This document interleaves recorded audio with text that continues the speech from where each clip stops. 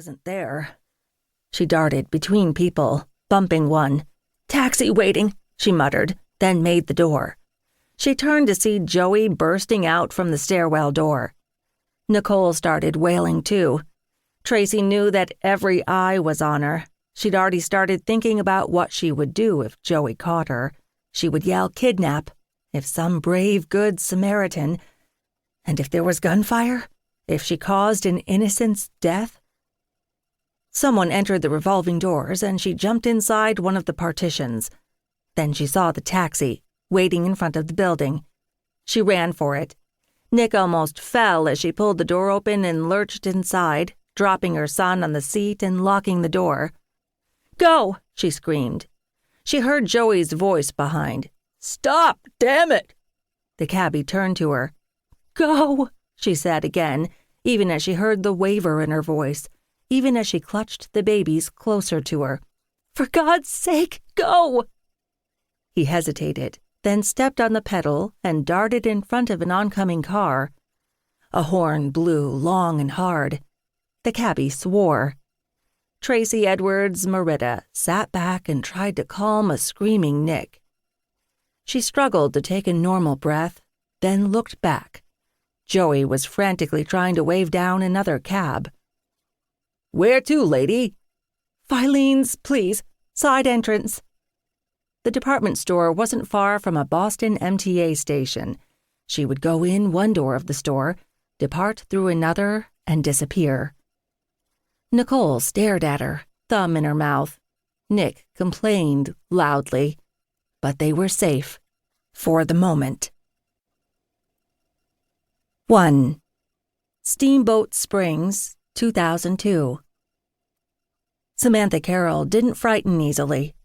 Still, apprehension rippled through her as two men walked into the Western Art Gallery she owned with her mother. She could tell at a glance they weren't ordinary tourists or typical art lovers.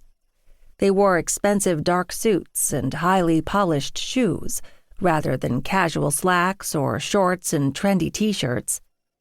Yet one look at their faces told her they weren't salesmen either. The one in his mid-20s wore his hair slicked back, a gold chain around his neck and a flashy watch that looked like a Rolex on his wrist.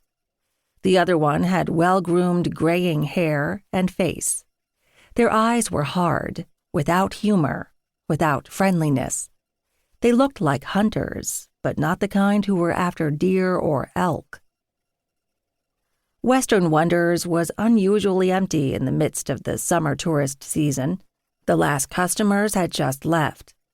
Had the two men waited until the customers departed? She moved toward the panic button that was linked to the police dispatcher. She didn't know why all the bells in her head were ringing. No one would rob her small gallery. Nearly everyone paid with credit cards, and the bulk of the store's business came through the website she'd designed. She kept the finest pieces locked in secure storage, bringing them out only when she knew she had a viable buyer. Sure, she had some ready cash, but not enough to attract a daylight robbery. The gallery had some nice Western art, but no one would drag armloads of paintings or heavy sculptures out the front door and onto the main street. At least she'd never believed so, not in Steamboat Springs, where major crime was non-existent. Her apprehension deepened as the two men browsed among the paintings, but seemed to have little real interest in them. Their gazes continued to roam back to her, studying her as a collector might before pinning a butterfly to a board. She resented it. She resented anyone who diminished her, and these men were doing just that. Sarsaparilla wandered in from the storeroom, swishing her great bushy tail. The once stray cat, who now believed herself queen of all she surveyed, investigated the two strangers and rubbed against the trouser leg of the older man. He immediately jumped back, his right hand going to the inside of his suit jacket. Her heart leaped into her throat. "Sarsi," she scolded, forcing herself to stand fast and not show the reaction her cat's behavior prompted. Sarsi sensed people who disliked cats and went out of her way to irritate them. Sarsaparilla gave her an indignant look, then slunk back into the other room.